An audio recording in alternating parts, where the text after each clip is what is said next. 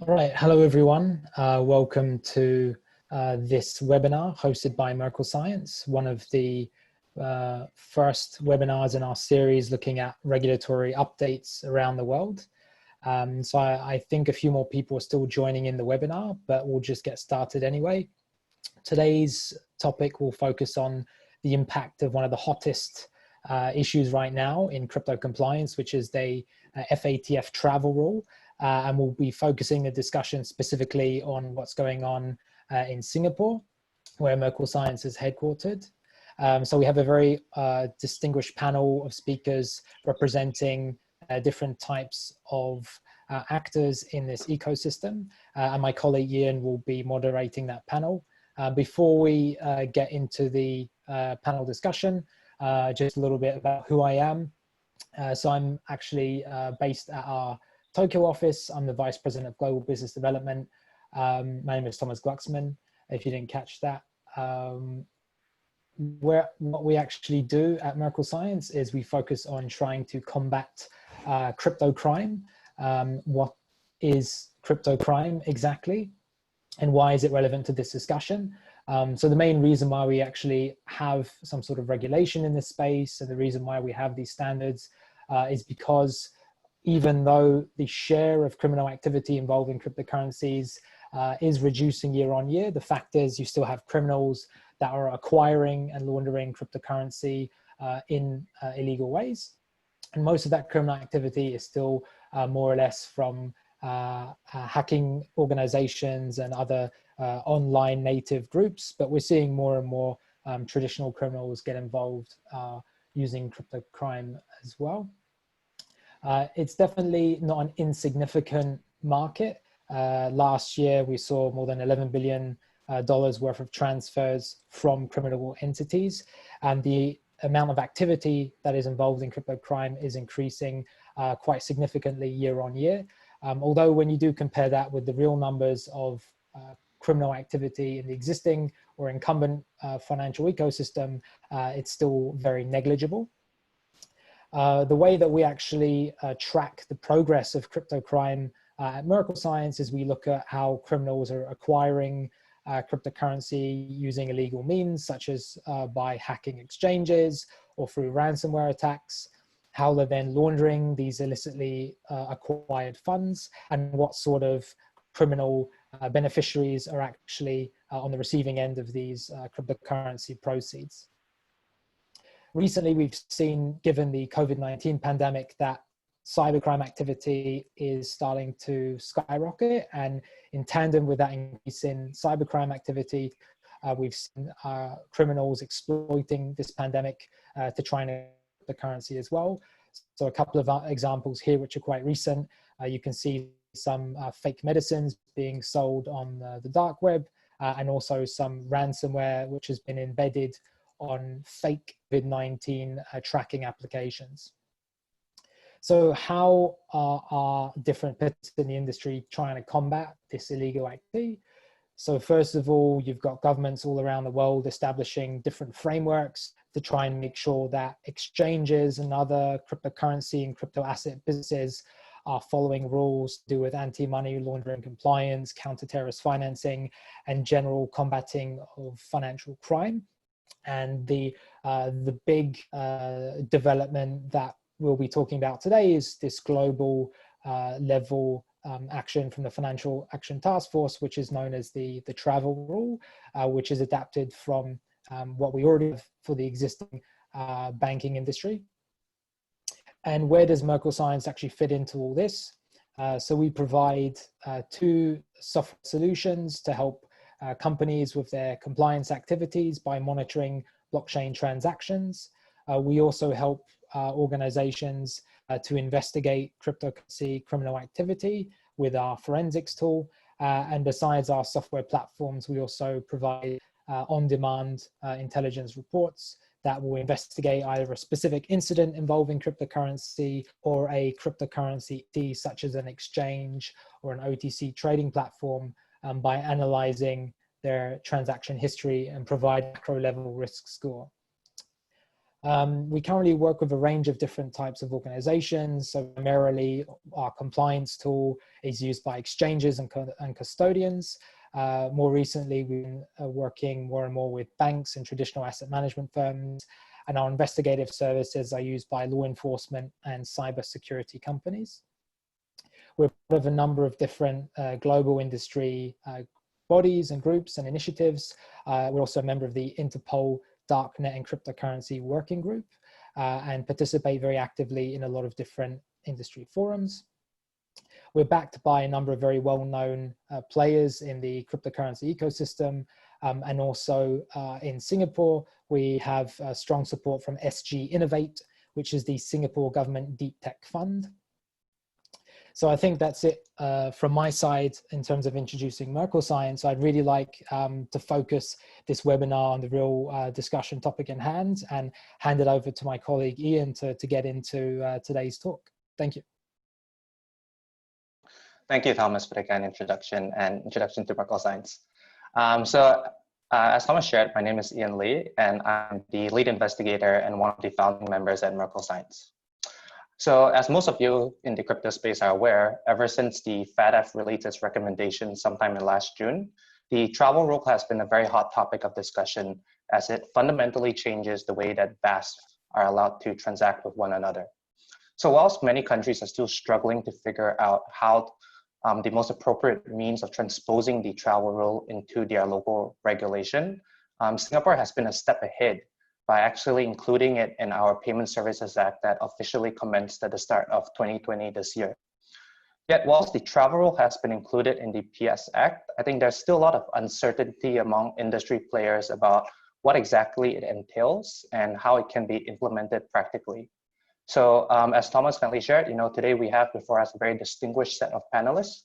We'll be tackling the big question of, are Singapore-based VASPs ready for the FATF travel rule? Before we start diving into the issues that I want to cover today, I'd first like to invite each one of my panelists to do a short introduction about themselves. So perhaps we can just move down the order of the screen and begin with Alex. Sure. Good afternoon, everybody. My name is Alex Kech. I'm the CEO and co-founder of Onchain Custodian. So Onchain Custodian is a digital asset custody provider in Singapore, using Merkle Science as a provider as well for its transaction scanning and compliance. Myself, I used to work for the Bank of New York, Mellon in Brussels, and then many years at Swift, where I played a different role. Thank you. Grace? Sure. Hi, everyone. So my name is Grace, and I'm a regulatory and payment specialist here in the Singapore office of Simmons and Simmons JWS. So we have an international law firm with a strong digital assets practice, supporting a range of exchanges, brokers, and other players in this space. So in terms of my background, I was previously in MES for 5 years, and I currently sit on the board of Access together with Anson as well, who is a fellow board member. So good to meet you all today and talk about this very important topic. Thank you, Grace. Anson? Hi, my name is Anson Zeal. I'm the chair of and co-founder of Access. I'm also the executive director for IDEXA. IDEXA is the, you can call it the association of associations and VASPs that are trying to bridge the communications between different governmental bodies and the private industry. Thank you. And Justin? Yeah, hi everybody. I'm Justin Newton. I'm the founder and CEO of Netki. Netki, we're a company that's been working to provide KYC, AML, customer onboarding related services for companies in the cryptocurrency space since about 2014. And we actually first launched an open source and open standards based travel rule solution for crypto operators all the way back in 2016. So we've been looking at this problem for a little while. Thank you very much, everybody, for the introduction. And so what Justin didn't share as well is that although most of us on the panel are based in Asia, he's actually based in the US. And so he's very kindly dialed in despite it being close to midnight. over there. So thank you again, Justin, for taking the time to join this panel. No worries. I'm really happy to be here. So thank you for having me. All right, awesome. So during the panel, I'd like to also invite members of the audience who have questions for the panel to post them in the Zoom chat. At the end of the panel discussion, we will be setting aside some time for questions. And so I will be cherry picking some of the questions from the chat. So if you have any burning questions you have for any of the panelists, I do encourage you to write them down. And hopefully we'll have some time at the end to get to that. Now, for the benefit of those in the audience who may not be familiar with the travel rule, and as someone who has been working on a solution for a number of years, Justin, it'd be great if you could start off by giving us a brief introduction as to what the travel rule actually is. That sounds great. I'd be happy to do that. I'm going to take over the screen for just 1 minute to walk you through just a quick set of overview slides on the travel rule, and then hand those back in just a moment. Oh, I cannot. Can someone give me permission to share for just a minute?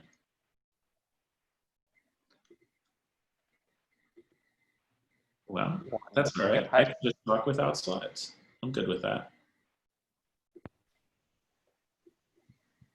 Oh, there we go. All right.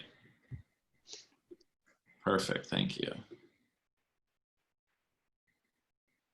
So the travel rule actually originally comes out of US and US-based enforcement.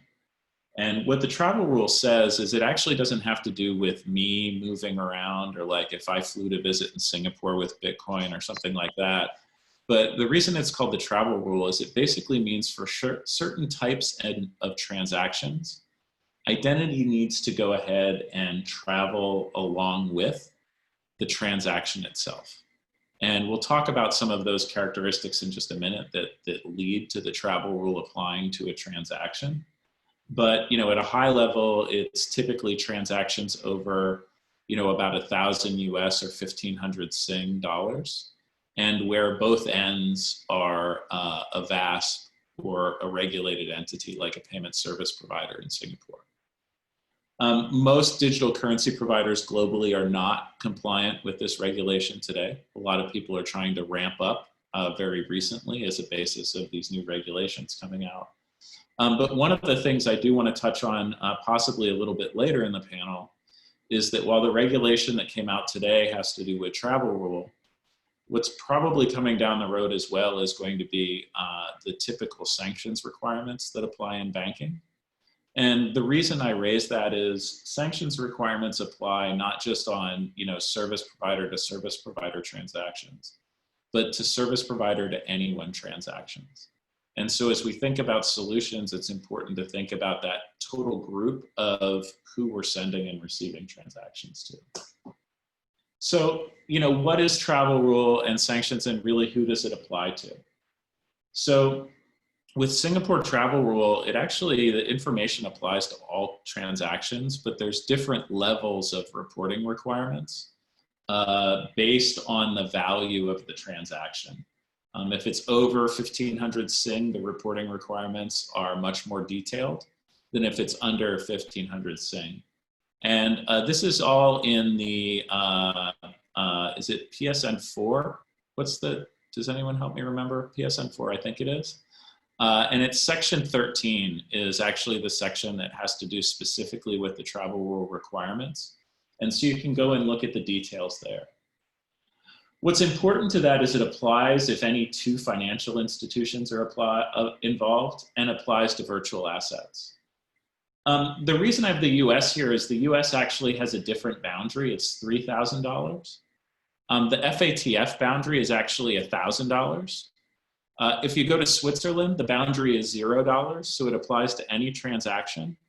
And so I do want to bring up that while you want to pay very attention to what your requirements are in your jurisdiction, you also may have subsequent requirements based on what your counterparty's requirements are in their jurisdiction, which may be either more or less stringent than the requirements in yours. And then again, I want to point out in this last column that when sanctions come around, which almost certainly they will, you know, we've literally heard stories about the president of Venezuela hiding his drug money in crypto. So that tells me at least that sanctions are likely coming to crypto. It applies to every transaction that occurs, you know, whether the other end is a virtual currency provider or not. Here's some of the specific information that actually needs to be shared and stored. And again, I would refer you back to the regulation itself. And all of this information is in section 13 of the regulation. But as you can see here, it's actually like a little bit less information for accounts that are for transactions less than $1,500 than ones that are over $1,500, which require much more detailed information about the person, such as geographic address, document numbers, etc. The FATF's requirements are actually a little bit lighter than Singapore's. Singapore decided to ask for a little bit more information that was strictly required by FATF. Maybe I'll go back for just one moment and talk about like who is FATF and why do they apply here? Because I know for me, before I got involved in compliance and crypto, I had never heard of FATF in my life. It wasn't something that came up as a part of my daily life. And you know, there was actually really good reason for that, which is the FATF themselves actually can't do anything to you or to me or to our companies. When the FATF comes out with recommendations to us as individuals, they actually technically don't mean anything at all. Even to our companies, they technically don't mean anything. But who they do mean something to is our country. So our country, even though what FATF came out with is called a recommendation, our country is actually bound to that recommendation based on their membership with the FATF. And so if they don't implement rules that are following those recommendations, they can end up getting cut off from the banking system. And you know, there's actually several countries today, and I don't remember which they are, that are actually on warnings and watch lists around potentially losing some of their banking access for not following these FATF recommendations. So this is why you see the manner in which this rolled out is FATF came out with recommendations. And then over the past year, you've seen the different countries implementing those recommendations at different paces. But then those countries' recommendations are absolutely binding on us and are things that we have to follow. I hope that helped made that piece a little bit more clear because frankly, it didn't make a lot of sense to me before it was explained to me. You know, what are some of the things that happen if you're not compliant as a result of this? And, you know, this is true really regardless of who your regulator is. You can lose your registration, license, and charters. As a matter of fact, I know that MAS, this is one of the requirements around licensing in Singapore was that you have plans around a travel rule solution and that you implement it as your licenses apply. There can be fines or penalties, obviously loss of reputation. And in the FATF guidance itself, and I don't expect that this will often be enforced, and I hope it never needs to be, it actually calls for criminal penalties and liabilities against senior compliance officers, executive management directors, et cetera, if companies don't have adequate policies, procedures in place to protect against travel rule violations. Just to go through this real quickly, a lot of people were surprised by this when it came up in May of this year when the FATF guidance was released. But I wanted to say that this is something that's actually had a long history and some of us expected and saw coming. So travel rule is something, as Ian talked about a little bit earlier, that's basically always applied in financial services. Not really always, but since the 80s, which I think practically for most of it is effectively always. And so travel rule is always applied in traditional finance, but you know, for a really long time, crypto has kind of pretended it is finance, but it's not really finance, but it is finance, but it's not really finance. Well, in the US, FinCEN, the enforcement arm in the US, has actually said, and they started saying it in 2013, that travel rule has always applied to virtual currencies and virtual asset providers. And actually in May of 2015, they did their first enforcement action around travel rule, and they did it with Ripple.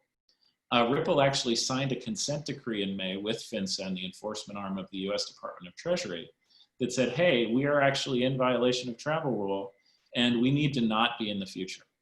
And they came up with, at the time, a really manual solution around that, which actually I believe they're in the process of updating today. But from our perspective, that was really the shot across the bow that this was coming. And I'll tell you that FinCEN in the US still maintains that travel rule has always applied. And they are looking, as we understand it, at historical enforcement actions against US crypto companies. In Singapore, things have been a little bit more sort of upfront and transparent in that, historically, I don't think there has been a strong case that it's applied against virtual currency or virtual asset companies. But now the rules have been very clearly written specifically for virtual asset service providers or payment providers. They're inside of Singapore to help you understand exactly what's required. And, I think that's all I really need to go through here on the background. So I'm going to go ahead and stop sharing and hand it back to the panel.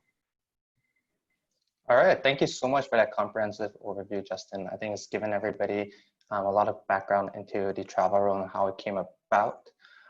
So if we can switch gears for a little bit, I'd like to direct this question to Alex. So, when I first heard about the travel rule, my immediate impression was this goes against a lot of what the crypto and blockchain industry stands for, about creating this decentralized world that allows free transactions. And given your background, extensive background in Swift, I'm curious to figure out what were your thoughts and first impression when you heard about the travel rule and the immediate difficulties the industry faces in implementing. Sure. So the travel rule was a concept I knew definitely about based on my background at Swift. So this is effectively something that banks have been applying for years. And it also, and there was really never, the main question that they were trying to agree on at the bank level is the data standard, to be honest, is what information needs to be conveyed, in what format, and let's make sure that we always send the same information among ourselves to avoid having to manage too much information. And that was, they came up with market practices around it. There's a payments market practice group, for example, that gathers banks around the world that agrees on, let's share the name, the account, and the address, and let's forget about ID numbers and stuff like that. We only need those three, and we are compliant with FATF, which is true, both on the ordering customer side and the beneficiary customer side. The transfer of that information and to who that information needed to be sent has never been a problem like it is for our industry, obviously, because there's the Swift network, and the Swift network in their messaging protocol for transfer instructions have all that information available in the sense that there are fields to transfer that information to the beneficiary bank. And the network is there to guarantee that when you send that information to that bank, it effectively reached that bank and not another bank, which is two challenges that we have in our industry. First, we not always collecting all that information, although in our case, we do because of my historical background from the beginning, we've started collecting that information because I knew it was going to hit us at one point. And most importantly, we don't have a mechanism to transfer that information. We can't use blockchain for that. And we don't have a guarantee that when we send to a VASP, it's effectively that VASPs that is behind this address. We don't know who's going to receive it at that VASPs. Are we trusting that a VASP will keep that data securely and privately? I mean, this is customer information at the end of the day. So I think we're going to talk about that in the next 30 minutes or 35 minutes. Is the challenges for our industry, first is to define a standard. That has been done. So the InterVASPs 101 is done. It's very much looking like, I can tell you, I've seen both the standards that banks are using. So that's the good news. It's interoperable with the banks in the future if we need to transact with these guys. And now it's time for implementation. So how are we going to send that information across? And more importantly, how are we going to make sure that when we send that information across, we're not sending it to the wrong person, and we're sending to a VASP that is able, meaning have the capabilities to secure that information and not to play with it first, because it's confidential information, and to lose it in a massive data breach. I'm going to stop here. Thank you so much for sharing that, Alex. Yeah, I think you rightly pointed out, many think that the travel rule is a difficult problem to solve due to technical complexity. But really, I think one of the biggest challenges is actually figuring out the standard for which information needs to be transmitted between VASPs. I mean, after all, if the sending and receiving VASPs are operating on different standards, which do not speak to one another, then there's no way for either party to reconcile the information and conduct the appropriate checks. And I think just last week, the Joint Working Group on Inter-VASP Measuring Standards, the JWG, comprising of the Chamber of Digital Commerce, GDF, and IDEXA, published a set of standards called the IVMS 101, which aims to create such a universal common language for communication of the required information between VASPs. And I know that Anson and Alex are both members of the JWG, and I'd love to invite either Alex or Anson to share a little bit more about the challenges that you guys face when developing such a standard. Go ahead, Anson. Okay. Sure, I can explain a little bit, but I think it's important to understand the context on how JWG came about, and you can appreciate how challenging it was to actually even get the three groups together. So this whole discussion started back in Vienna, 2019, when FATF invited Access to be one of the participants for their private consultative forum to discuss on the recommendation 7B, which is the travel rule. So it was very obvious from the politicians, from the regulators there, that they want a solution out, regardless of how it looks like, because the FATF president back then, who was an American, obviously the travel rule and all that was already in place in US. He wanted it to be, in a way, his legacy, and leave it for the world, for the crypto world to deal with it as well. So we were speaking with the Secretariat and told them that by just having a solution out without thinking through, it's going to have unintended consequences. One of the reasons is because different VASPs in different regions, different jurisdictions will have different rules. And in the tech side of things, you'll be having different languages, different standards. No one can connect with each other. So what may happen will be the big boys, such as the Binances, OKX, Coinbase, those big guys around the world, where they have many in many different countries. They will comply with the travel rule very easily, but they will select what sort of VASPs they want to work with, and it may form. Eventually, may even form some sort of cartel, and it may not look nice at all, right? And this is what we don't want. And this is in the crypto space. We want it distributed. We want it decentralized. So, and then a few of our associations came together and said we need to find a way to form some sort of standard, at least do something to get this going. Not only that, we had regulators that wasn't really supportive. Many regulators around the world were just assuming that in our space, it's all decentralized. No one wants to work together at all anyway. So you let you guys do it. You can do whatever you want, see how it goes. So JWG, by doing IVMS 101, fulfilled two main aims. One is we started coming up with this IVMS 101, and two, prove to the regulators around the world that we can get something done no matter how decentralized we are. Okay, so by forming that group, what IDEXA and GDF and CTC had to do was to rally all the troops, all the members to join the JWG. The calls were 18 weeks, 2 hours a week, and it is quite gruesome. And obviously the result is quite fulfilling, but it is quite amazing that people do want to come together to create this standard. Now, after IVMS 101, there will be more, but now it's up to the members of the JWG group to decide what is really critical, and so that we can get the group together again. So in short, it wasn't easy to actually gather. It actually took around 4 to 5 months to get it started.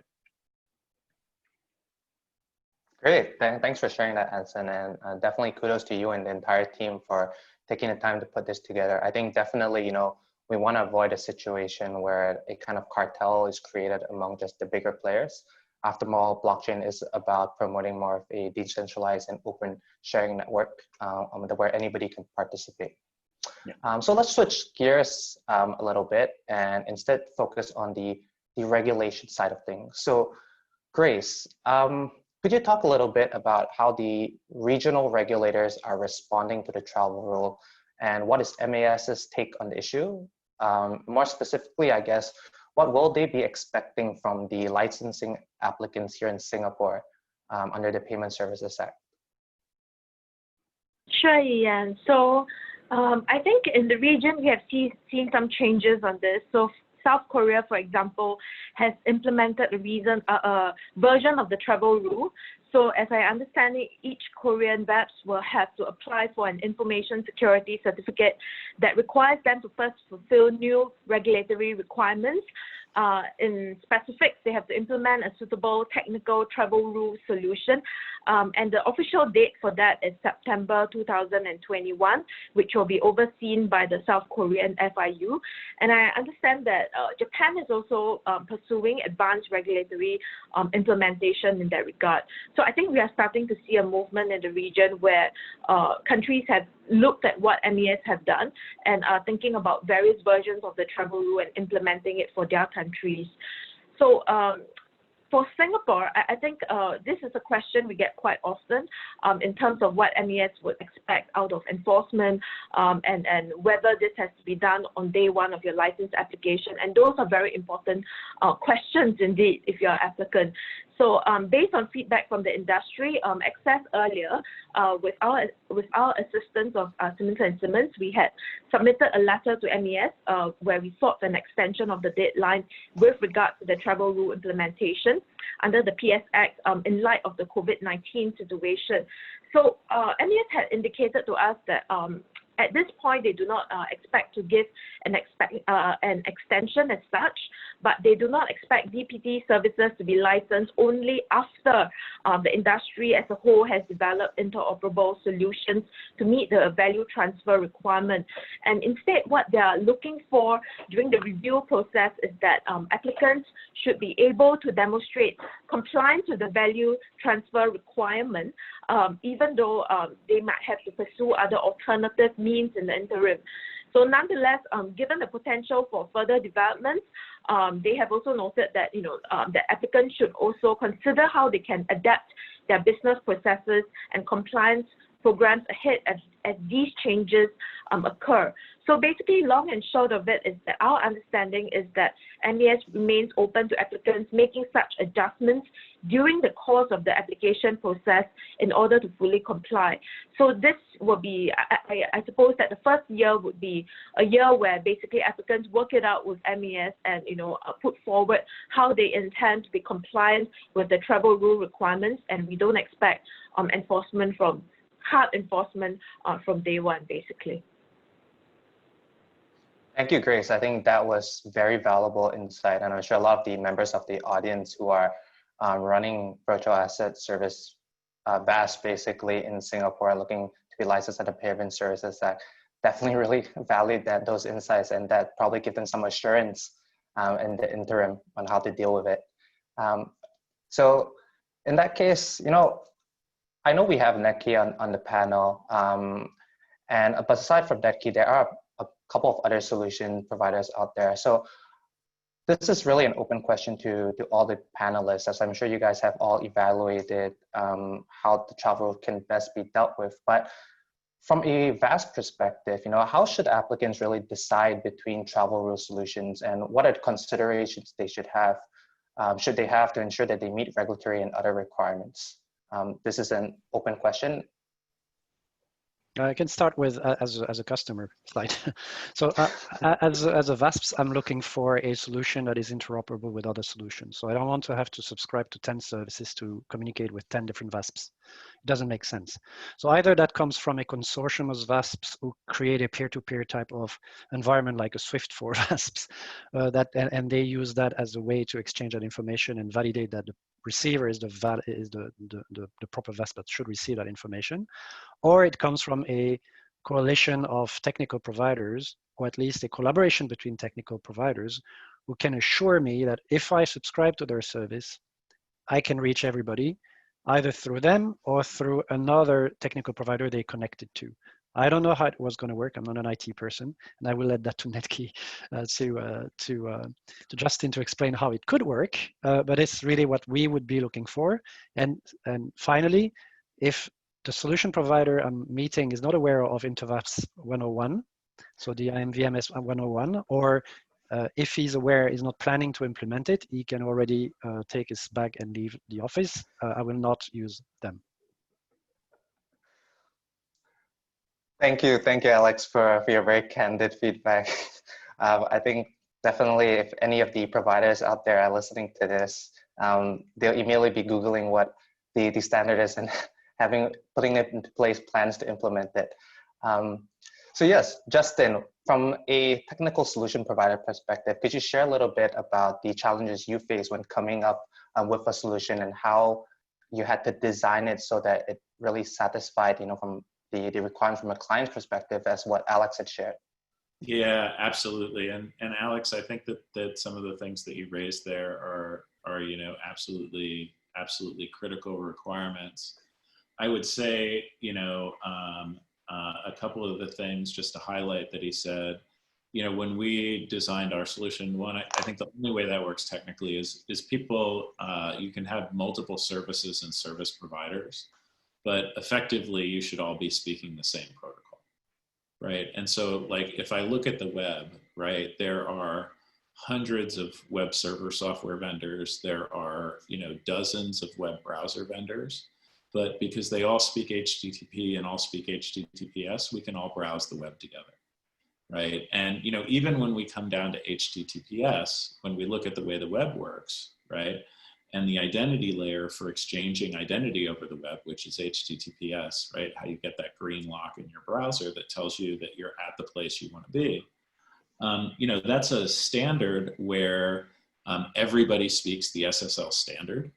But there are thousands, or not thousands, but hundreds, there's about 300 SSL certificate providers. And so what they've worked out is having a common communications protocol that everybody speaks, but one that allows for hundreds, literally, of competitive service providers providing the services to the web hosts and web providers out there. So, when we designed our protocol and our tools, based around the Bitcoin standard that we helped to develop back in 2015 and 2016, we built that model in mind. One where there's a standard communications protocol, it's peer-to-peer that anybody that can communicate on. And also one where Netki would be a service provider on that network, but it's specifically designed to be a vendor agnostic network. I think there's one more piece though that comes in for cryptocurrency that, I hate to say this, but I think most of the other vendors out there have been ignoring. And I don't know if it's they came from the traditional financial world, or, frankly, because it makes it harder to solve that problem in a way that's simple for exchanges. But in cryptocurrency, so in banking, if I'm wiring money or sending money over SWIFT or FedWire or any of those things, the other end is always a financial institution. And so having a system where only financial institutions transact with each other is sort of the normal. It's the way that things should work. In the cryptocurrency world, we don't want a world where only VASPs can transact with each other. We want a world where there's a free flow of transactions between the VASP side of the world, which are the on and off ramps for cryptocurrency, and the non-custodial side, the dApp side, the web browsers, web browser wallets, the phone-based wallets, the decentralized applications, et cetera, which are not regulated entities. And as such, will never get a VASP code and will never get connected into these networks. And this is actually a really, really important factor when it comes to cryptocurrency, because we already see some regulators who have said travel rule applies not just to VASP conversations, but VASP to any wallet conversations. And I had spoken a little bit earlier about sanctions where that same thing applies. So I think you have these challenges around interoperability, around making sure that the network is open so that everybody can come in and transact and communicate on it. But that openness actually requires one more degree than what we see in traditional finance, because it needs to include not just other regulated entities, but the ability to exchange information and transact with anyone, and do it in a way that keeps the user in control of their information and the privacy of their data. Thank you, Justin. You know, you bring up some interesting points about how it's really, the travel rule is really targeted between VASP to VASP. And last year, you know, at the V20 conference, which I had the privilege to attend, which was organized by Access, which Anson played a big part of. Some of the gaps in the current travel rule which were brought up included the fact that because the travel rule really only applies between VASPs, this really leaves open the possibility of individuals transacting between VASPs by simply interposing a private wallet in the middle. It's kind of a way to evade the requirements.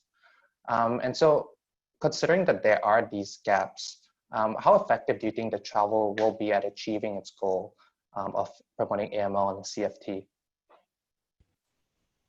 Maybe I can jump on it. I heard of a story, I don't know if it's true, but that some Japanese VASPs were authorizing transfer only to a hardware wallet or to a paper wallet for customers, and then the customers needs to go from, and then the customers itself needs to transfer to the other VASPs in a way or another. So as a way to potentially evade that travel rule. It's a good question. I don't know what the other panelists think, but it is going to be a complicated world to operate. As you mentioned, Justin, it's more decentralized and more broader in terms of access and freedom of exchange of value that the financial industry is operate under. I don't have an answer to that, to be honest. What are the other panelists think about it? Well, I can add, not specifically and unintended to actually point towards the Japanese side. So we're in constant conversations with JBCEA, GBA, of course. One of the main things that is coming up with this travel rule, which is a very big challenge for them, is that for the Japanese exchanges, for any Japanese that they want to serve, they must have a Japanese license. So which means that if you are serving any Japanese overseas and the regulators find out, you will get onto their, I will call it the flagged list. So with that said, let's say if every Japanese resident is not allowed to use any exchanges outside, how would the travel rule be actually effective for them, right?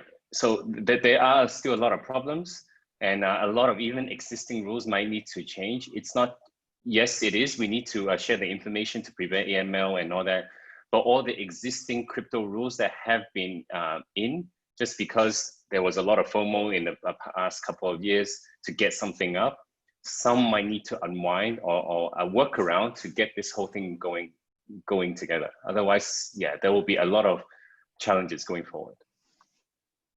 Yeah, I'll just add a bit on what Anson mentioned as well, because on our side, we do service a number of Japanese firms which provide digital asset services to their clients as well. And indeed, as Anson has pointed out, there are a lot of structural issues when you serve Japanese clients compared to, you know, whether you can use it as a base for cross-border business.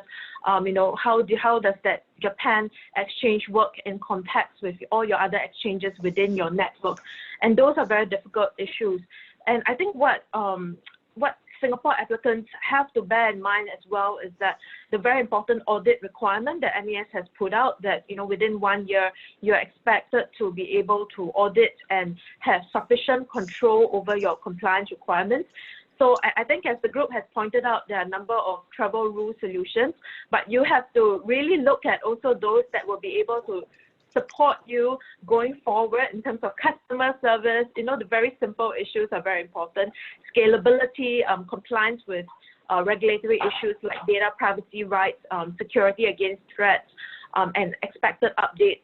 And currently, as I understand it, there are a range of travel rule solutions, you know, which can be split into, you know, alliance network solutions like Signal Bridge, and we have also seen certificate authority solutions like TRISA, and the most popular one I think has been talked about, which is the blockchain-based protocols such as OpenVASP. So, in summary, they vary according to the call type, the type of connection, and the communication channels. But whichever solution you decide to explore and tackle, you really have to think about Singapore compliance requirements in mind and whether you're able to effectively meet that audit requirement, especially if you're running a cross-border business globally. How do you really struggle with implementing different solutions for different jurisdictions? You might have to explore something which is more of a united solution that meets your compliance requirements in different jurisdictions. Thank you, Grace, for sharing that. Yeah, I think thanks also for bringing the attention back to the Singapore regulation. Now, I have one more final question to the panel before I will be moving on to questions from the audience. So with that, I would like to prompt the audience that if you have any questions, please do post them in the Q&A section, and then we'll be moving on to that shortly. So the last question that I have for the panelists would be, and this touches a little bit upon what Justin shared initially in his presentation, and I think it's something that PS Act applications would probably be concerned about, and that goes to the fact that different regulatory bodies in different jurisdictions might have different thresholds when it comes to the travel rule, and on top of that, the fact that Singapore is one of the first to regulate. So what happens, if VASPs are trying to transact with VASP in other jurisdictions subject to different regulatory requirements? For example, if the threshold in Singapore starts at $0, but the threshold in the VASP that I'm trying to transact to sets their threshold at 3,000, I have a requirement to send and receive, but the opposing VASP does not. Or in another scenario, what happens if the opposing VASP is in a country that has yet to implement travel rule regulations? How do I, as a VASP, operate in such uncertainty? Can I still do business with such VASP? And I leave this as an open question to anyone in the panel to answer. I'm going to jump in here, and the first thing I'm going to say is this is something where you should talk to your compliance counsel about exactly what the right thing is to do, and this is something where it's going to be a really tricky gray area, and it is going to be a place where you're going to have to balance likely business risk and regulatory risk in a number of ways, and each company is likely to come to that decision in a different manner. And so I think if any of us, gave you like a flip off the cuff answer as to what you could do there, don't trust anything else we tell you, because it is going to be a super complicated and hairy issue, and one where you will wish that someone could have given you a really easy answer, but one won't be available. This is actually commonly recognized as something that's called the sunrise problem. If you think about, right, the sun comes up everywhere in the world, but it doesn't come up everywhere in the world at the same time. As you can see out my window right now, it's quite dark, and definitely not 3 o'clock in the afternoon. Where it is that for you guys, and that's happening with this regulation, right? Singapore is actually one of the places that's leaning forward into this regulation, and will be one of the first places globally where people are actually booting this up and getting it going. And so, what you're probably going to find is in the early days, a lot of your counterparties outside of the country aren't going to have a travel rule solution up and running yet. And some of your counterparties inside of the country are not going to be on the same travel rule solution that you are. And, they won't be interoperable yet. As much as many of us are working towards interoperability of solutions, frankly, most of the other folks haven't even built their solutions yet. And so it's hard to build interoperability, until the next step after that. And, that's true of anything, right? It just takes time to get that done. So, you are going to find cases where, maybe even in the beginning, the majority of your transactions, you're not going to find a counterparty that you're going to know how to talk to. And so, I would definitely go and talk to your counsel in advance. I would try to get them or yourself to figure out how to talk to the regulator or the examiner at the regulator. And, maybe they won't tell you what to do, but maybe they can give you some feedback on the plan that you have, and, give you an idea of how much risk appetite you're taking on by what you're thinking of doing. But no one's going to have a quick and easy answer to this, I don't think. So I can chime in a bit from the, how do you say it, from the governmental side, like speaking to FATF and speaking to MAS. In terms of like obviously practitioners, and it's Alex and Justin that will be the ones chiming in better. But from that angle, the regulators do know about this sunrise problem, but at the same time, they are also very pressured to get it done, to really get this thing in, because it was part of the mandate that was set last year before the new FATF Chinese president came in, right?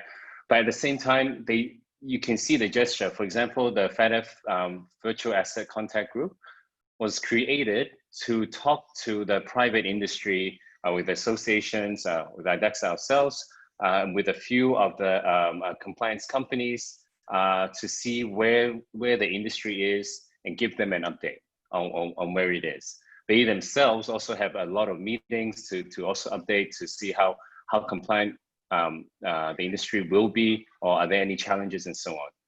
MAS themselves also have quite a lot of meetings with us, asking us what's happening with the industry. Can the VASPs comply with PSN02? If there are questions, please let us know, because we are very eager to know. This is what they're waiting on our side already. So for Access members, we've sent out, we should be sending out an email asking you for the questions on the feedback on PSN02, because they also want to know.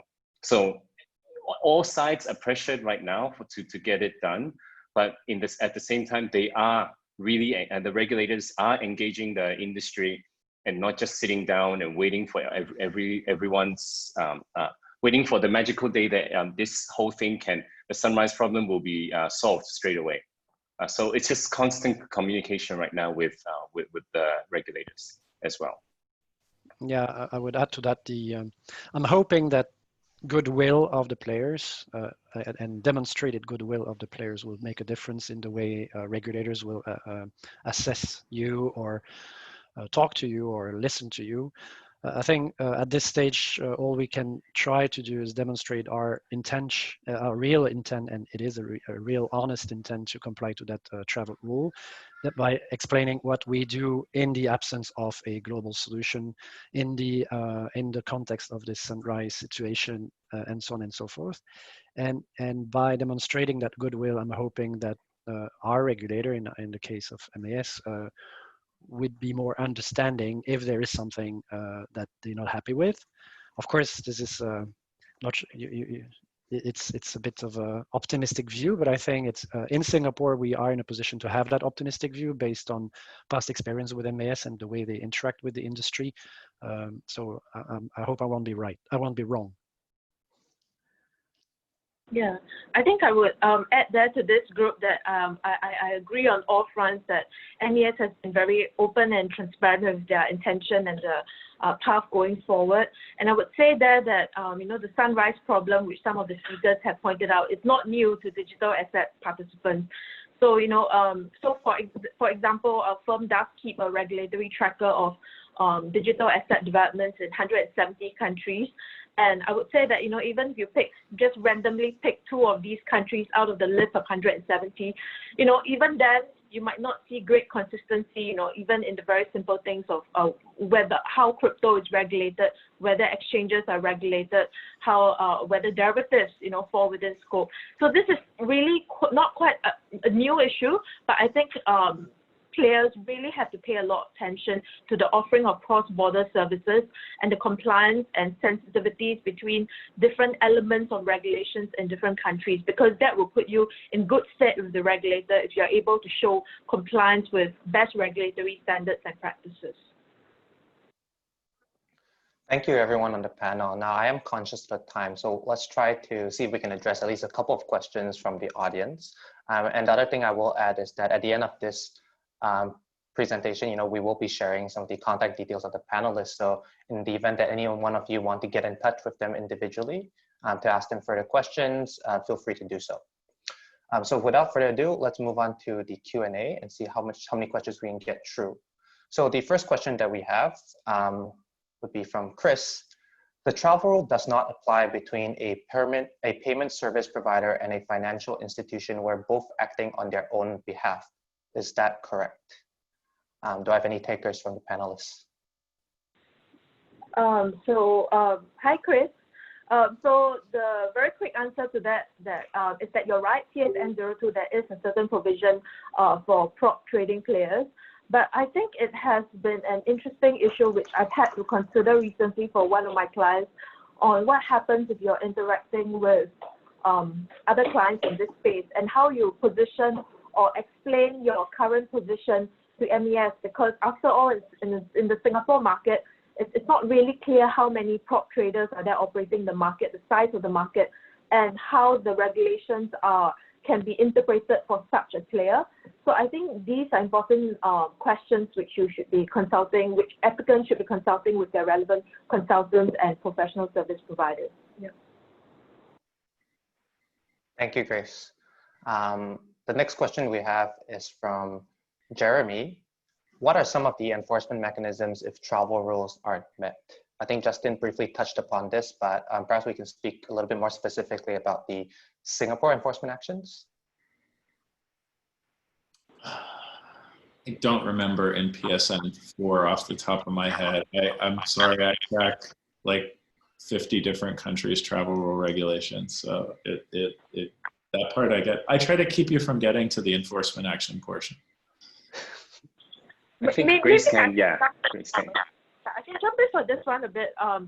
So under notice, the PSN02, so you will read that basically there are no specific penalties listed in it, but from our experience, basically, if you're not familiar with Singapore regulations, usually there's a difference between notices versus guidelines. So if you breach a provision of the notice, there is a specific penalty possible and involved, and it could go to the point of stripping your license.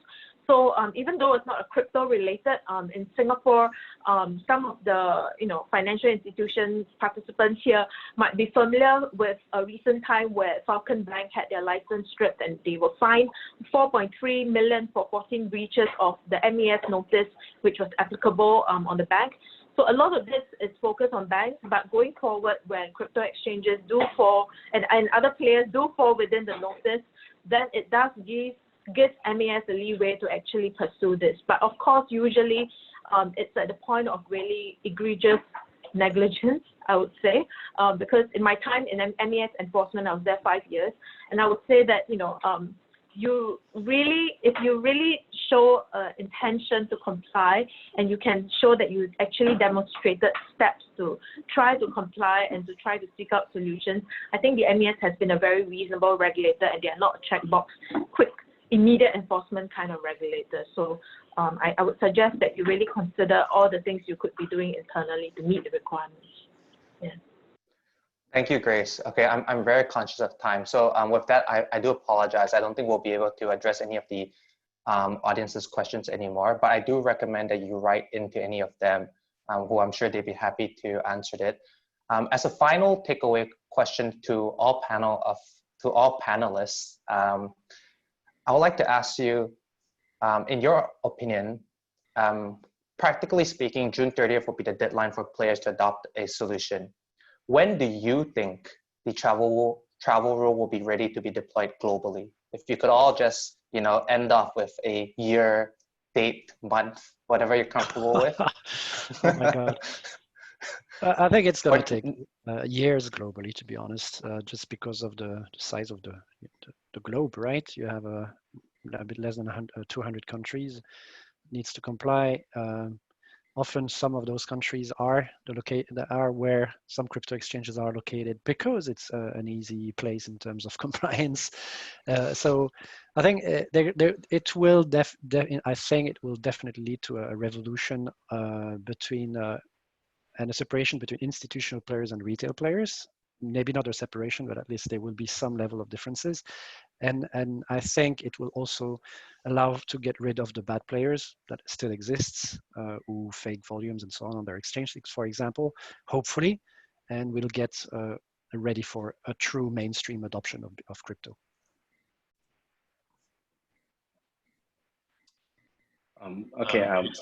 Justin? Yeah, I'm happy to jump in on this one, I guess. So from our side, we released a global scale solution, I think, in 2016.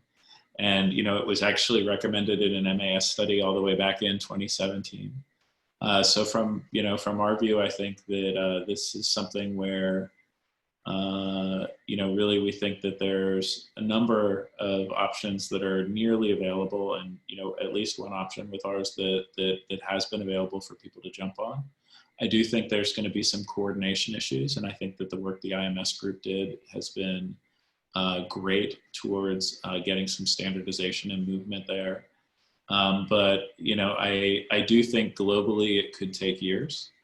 And, I think in some countries like, let's say the United States, perhaps, and some others, the pace of adoption is probably going to be driven by how aggressive enforcement is by regulators.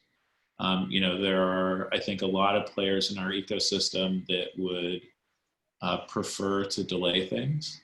And I think on the other side of that, there's a fair amount of pressure from regulators who feel like they've waited long enough. So it'll be interesting to see how those pressures play out against each other and sort of, how long that patience holds. So to add, at the last V20, talking to Tom from the FATF Secretariat, it was quite obvious, yes, the rules are in place, the guidelines they want to put in place, but it is not, even they said it's not realistic to assume all 37 FATF members will comply. There will be ones that are advanced, like the Australias, the Singapore, Japan, US, and so on. There'll be ones that want to delay within the 37 members. And there'll be ones that have simply no clue on how to do this at all, out of all the FATF members. So what FATF is trying to do is at least the ones that are forward-looking, want to get this done, get those in place first, even have the evaluations on virtual currency at some point. Once that is done, then they can start flowing through the information, pressure to the other countries as well. So in terms of time, I think this is even harder to predict than the Bitcoin price of how long it will actually take through all 37 countries, let alone all the other countries as well. So yeah, it'll be an evolving process as we push along, because once we reach to the countries that have no clue, once they have a clue, the advanced countries may have new things that they need to implement. So it's a continuous process. Yeah. On our side, before this session, I did a quick poll of some of our US, Jersey, UK, and European-based exchanges, because I was thinking maybe they're more prepared on that front.